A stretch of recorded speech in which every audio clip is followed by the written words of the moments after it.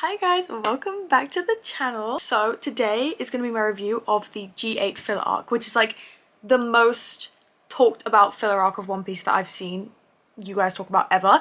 Like everyone's been like, tell me your thoughts and review G-8, talk about G-8, I can't wait for you to get to G-8, and I'm like, oh my, for a filler arc? I'm excited. So I did my review notes and I watched very intently. I have so many thoughts. Bear in mind it was only 10 episodes. I wrote about the same amount of notes as I did for the second half of Skypiea. But before we get into the review properly, I will just say check out my socials if you'd like to. Also like and subscribe if you haven't already. We are so close to 6,000 subscribers and it would be so cool to go into 2026 with 6,000 subscribers. And also if you didn't know, I have a Patreon where at the moment we're doing early access, but come the new year, you'll also be getting uncut, unedited reactions and exclusive Patreon only reactions to every single canon episode of the fourth saga of One Piece. I am so excited to really get into Patreon. I did my schedule yesterday and it's looking like I've got a packed first 5 months of 2026. Literally so excited to get into it. Obviously there's a couple other things spread in here and there will still be reactions on YouTube, but most of the reactions are actually over on Patreon. So if you want that for the new year, maybe think about signing up to it in the new year, but I'll circle back around to that when we get there. So obviously this is coming off the back of Skypiea and we've landed using the octopus into a marine base. Not just any marine base, like the most high-end protected fortress marine base going. It's so typical. So typical of us, isn't it? It's just so Straw Hat's core. We kind of see ins and outs of the bits inside the marine base and one of them is in the kitchen and we see Jessica and I was like, who is this chef diva? Sanji is about to have a field day because this is a gorgeous woman and she's a chef. I was like, when Sanji finds her, it's over. It's over. It's just gonna be constant heart eyes. Obviously then they're inspecting the Merry because it's like this pirate ship and it's the Jolly Roger of the Straw Hat Pirates. What's going on? Let's capture the pirates. And the ship's empty. Where did the crew go? For a start. And secondly, we have gold on that ship. And I'm like, they're definitely going to be confiscating that gold. And then it's revealed that all of the crew are kind of split up in different areas. You've got Nami with the waver in the bushes. You've got Zoro in the water. Who knows why. Usopp and Robin were together. Chopper, Sanji and Luffy were just everyone was just really split up. And then I kind of realized Luffy's animation looks a bit different. Like it looks a lot cleaner. Like the lines look a lot sharper. And then I was looking at Nami closer and I was like, same with Nami, the animation looks a little bit different. Later on when we get to some flashback moments, I was like, whoa, the animation's changed so much and I just did not clock that at all, but we'll get there. Luffy when he's in the base and then there's a marine and they're kind of like swapping here and then he just does the to the camera as he goes past, he's like, wow! To the camera. I was dying laughing. That was so funny. Then we see Zoro kind of getting lost, wandering the halls of the marine base and then Nami hits him and he goes, that hurt you son of a... Oh, it's you. That was so funny. I love their brother-sister dynamic. I've said it so many times. Then we kind of got into like the actual teams of this first part of this arc, which was Luffy, Sanji, Nami, Zoro, Robin, Usopp, and then poor old Chopper on his ones. Sanji and Luffy find their way to the kitchen. They put on chef outfits and I'm like, Sanji's gonna have another cook-off. Love this, because last time we saw this was in Logtown when he had a little cook-off competition going on. Then obviously Nami had chucked Zoro's swords off the side of the balcony, so he's trying to get them, gets seen trying to get them, runs down the hill, which are very steep, but he runs down it trying to get his swords, goes in the water to get his swords, gets the swords, then a rock falls on him, but then he slices the rock and I was like, he's definitely gonna slice the rock, and then he did. And then he gets captured. He was the last person I was expecting to get captured, honestly. I was not expecting him to be captured first. Because I thought that people would get captured at some point. We're in a marine base.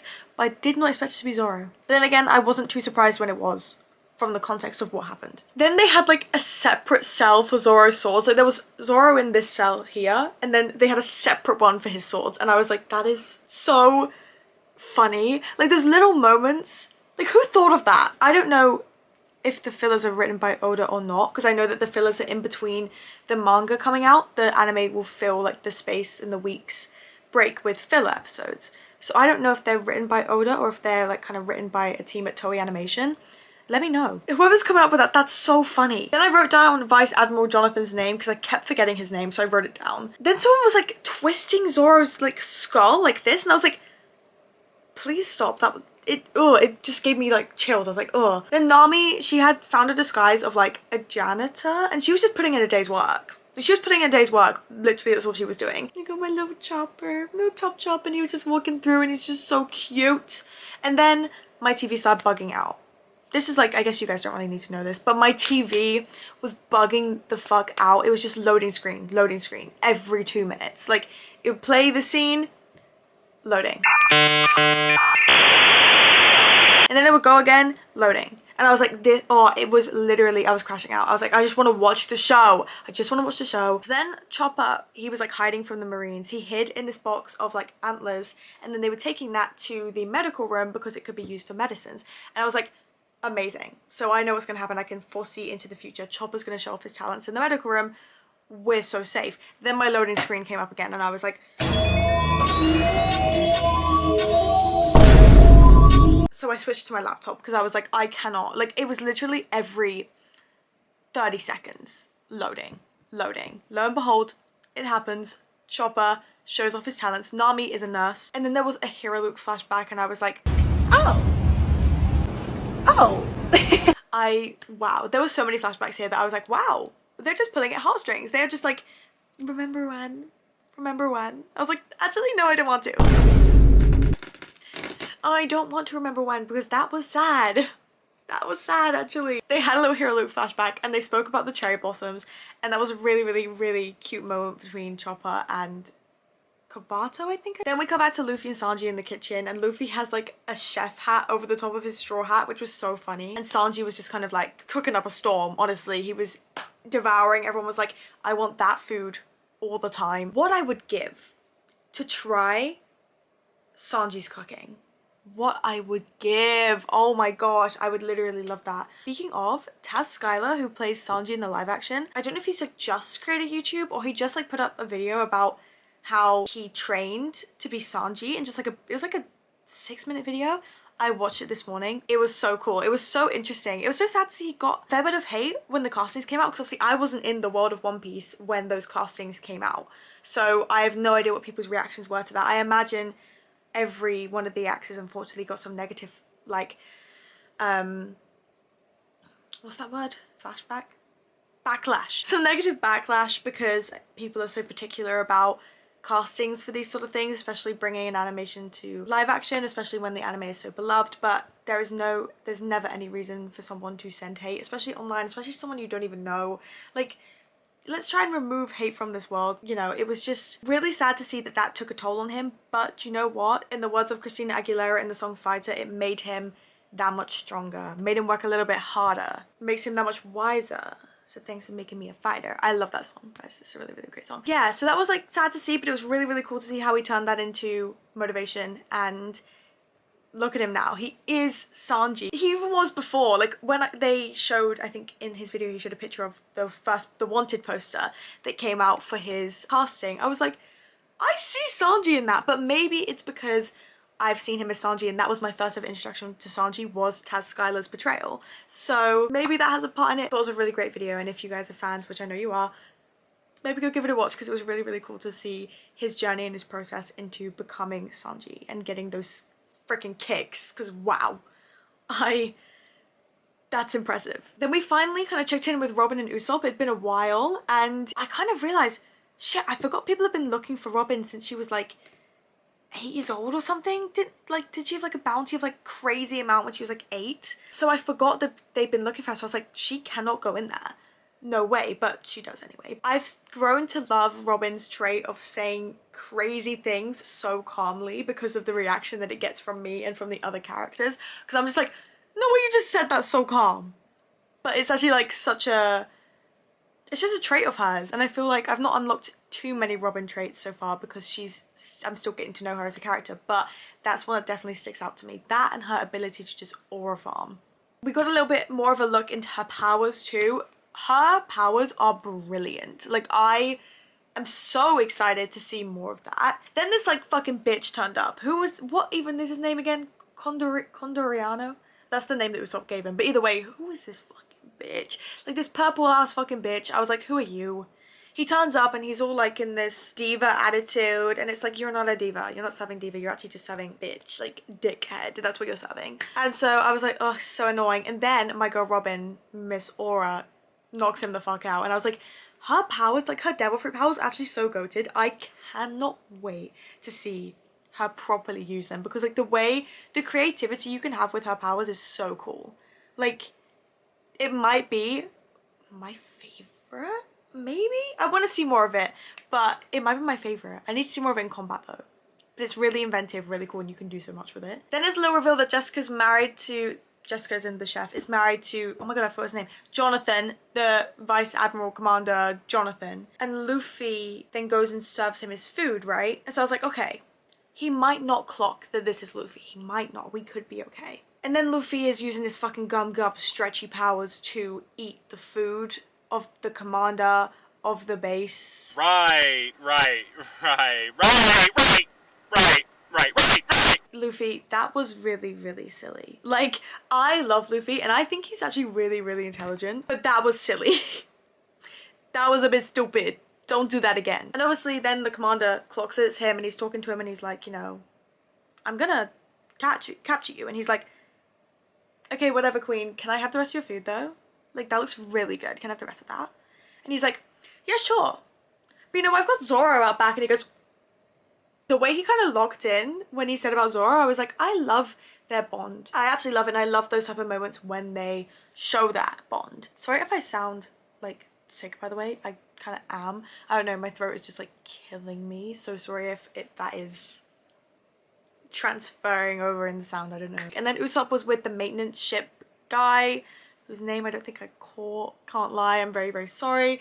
But I loved that pair off. I loved the pair offs that we currently had going on. I think it was really fun. Then Robin came in, kind of saving Usopp from being killed with her, I'm the inspector from the Marine base. And I was like, girl, eat it up. Eat it up. Eat it up. Eat it up. Eat it up. Eat it up. Eat it up. And then obviously that did still end up getting Usopp thrown into the dungeons, the prison. And I was also confused. I was like, why has she done that? She should have said she knew him. But then, Zoro, you should thank Robin. You've got me with you. What if I told you that I want you, but I see your heart. Every video I do, I end up like, Zoro, what did you say? What did you say? Oh my god, what is wrong with me? Every video. That's crazy. And then the actual inspector guy woke up, but they threw him in the prison. And then Usopp, generational move, pretending that he knew him. And he gave him the name Condoriano? Don't think I wrote it down, but it was something like Condoriano or something. Then the maintenance guy comes to visit Usopp in the prison because they kind of bonded over the Merry and Usopp's love for the Merry. And Usopp just gets like a maintenance lesson sat in a jail cell in a Marine base, in the most secure Marine base in the world. And then they mentioned about the guy that fixed the ship while they were on Skypiea. And I fucking forgot about this. I completely forgot.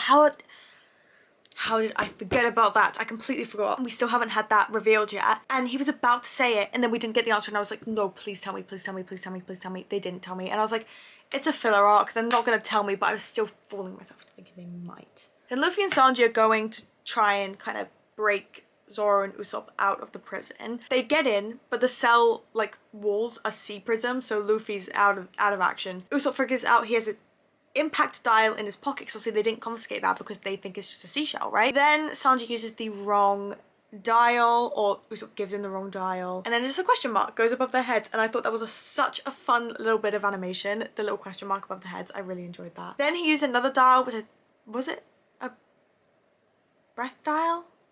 It was a scent one, the one that captures scent, and that kind of just, with the fire, blew the whole place up. I was like, yeah, that works. That works. Then Usopp, Sanji, Luffy, and Zoro are running out the vault, and Usopp goes, don't let Zoro go first. It won't be my fault if we get lost. That really, really, really made me laugh. So then Jonathan's kind of calling up his units and being like, everyone back down other than this unit, and it's Unit 55. And so I'm like, okay, are they the best then? But then I wasn't really getting the right impression, because then Jonathan was like, I don't know if I want to leave it just up to you. So I'm like, are they the best or are they not the best? Like, I'm confused. They go onto the bridge where Unit 55 are stationed waiting for them. I knew we were going to get a fight scene, and I was really excited because Luffy, Sanji, Zoro fight scene, I've said it once and I'll say it again, the best. They are the best fighters on the crew. Although I think Robin could definitely join those ranks. But like, at the moment, they're the best. And I love when they kind of bounce off each other in fights. They didn't do that so much in this one, but they've done it in the past and it's been so entertaining. Obviously, Usopp was there too. And Usopp kind of runs towards Zoro and Zoro goes, get out of the way. And he goes, okay. So they win their respective fights and then they get on the way to the Merry. And they find the dock for the Merry. They go in. Every single Marine in that base is there. Every single one. Every single one. Somehow Sanji and Zoro end up fucking play fighting with each other and I'm like, dude, like lock in. Like lock in right now. And then Luffy got trapped in like the sea prism stone net, which wasn't good. Chopper, Nami and Kabato come in to the room and Kabato has like the most amazing idea of pretending that her and Nami have been taken hostage by Chopper, so Chopper could like act it out, and he's acting out saying like, I'm the toughest member of the Straw Hat crew, I will kill these girls if you don't let us go, or put your guns down. Brilliant. And then Zoro was just like clapping for Chopper and I was like, that was so cute. And so they end up putting the guns down. Zoro slices the sea prism stone off of Luffy. Then Chopper says, I won't let them go until you let us get back onto the ship. And so they're like, okay, we'll let you get back onto the ship. I was like, no shot. But as we're walking, Zoro kind of also catches on to that and he's like, I have a plan. Listen to me. And I was like, yes, I love a Zoro plan. But in my head, I'm like, we've still got to get Robin though. Like, we still have to find Robin and get to her. But then the maintenance guy, he helped us out. He put the ship into the water. They end up getting onto the ship even after people were trying to stop them. And it was revealed that the maintenance guy is Kabato's dad, which I was like, that's such a cute little relation. And then Robin just swings in onto the ship and I was like, this is why I call her Miss Aura. She just literally Miss Aura in full force. I haven't seen that much of Miss Aura since friggin' Alabasta days. Like, I was like, wow. And then the gold was gone. And I was like, I knew the gold would be gone. I knew the freaking gold would be gone. Nami's like, we got to go back. And she convinces them by saying they're going to use the gold to fix the Merry. And I was like, I love that. And I love how much they love the Merry as well. Then we started getting flashbacks. We got flashbacks to Usopp in Syrup Village, getting the Merry. Flashbacks to Nami leaving Arlong Park, going on the Merry. Flashbacks to them going into Reverse Mountain. Emotional. It was crazy. That's when I realized the animation style had changed so much. And I just guess I hadn't noticed because it'd been gradual, but the animation had improved so much since back in the day. It was crazy. They disguised the Merry as a marine ship, which was really cool. They had the gold recovery team, which was Luffy, Zoro, Robin, Usopp, and then the waiver recovery team, which was Nami and Sanji was very happy about this. And then Chopper was going to stay and guard the ship. The gold recovery team make their way to the vault where they believe the gold to be. Luffy punches it and it rebounds into Zoro. That was really funny. There was no gold there. We kind of had another little fight going on, but there was no gold. Nami found the waiver, and then Condoriano came in to square up to the gold recovery team, and I was like, boys, sit down, no one cares. No one cares. Just a lot of like Nami and Sanji's dynamic, which I love. It's so funny. I really love Nami and Sanji. Their dynamic is one of my favorites. It's really sweet when he's not just being like a crazy simp over her. Do you know what I mean? Like, it's part of his character, and I do love that too. I think it's really funny. Their dynamic is the best when he is listening to her so intently because he has so much care and love for her and stuff like that. Like, I love those type of moments between them. Then Nami leaves Sanji with Chopper and she goes off to find the others, and she goes with Luffy and breaks into the commander's office to get the gold. Then the Merry kind of has like this like flying entrance out of the cover it had of the marine warship.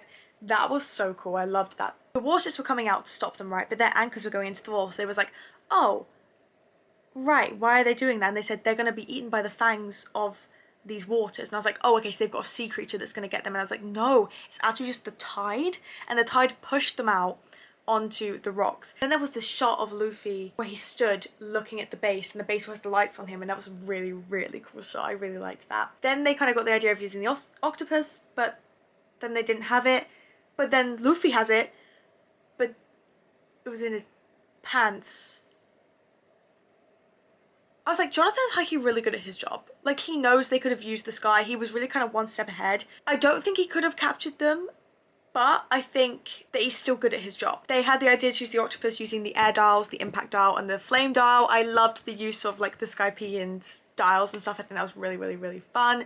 Usopp using the impact dial was really funny. Sanji and Zoro were really older brother coded to him with that. I thought that was really entertaining. Nami using the air, like the breath dial, that was really cool as well. And then Luffy using the flame dial, I thought that was really cool, but the first thing that came to my mind was Ace. I was like Fire Fist Ace, and then you've got Luffy kind of stood with the flame dial and the fire coming out. I was like, Fire Fist Luffy, like it runs in the family. I thought that was really, really cool. I don't know if that was intentional or not, but I thought that was quite cool. Jessica being an icon and punching the shit out of the freaking Condoriano guy. And then, like, Jonathan was kind of talking and he was saying that the Marine base feels a lot more united and together, and I was like, the Straw Hats are bringing even the Marines together. Like, I love the impact that they have on everyone around them. And then Jessica and Jonathan were really cute. And then we escaped because of Condoriano's stupid mistake, and we escaped and we're floating off into the sky to land into the next saga.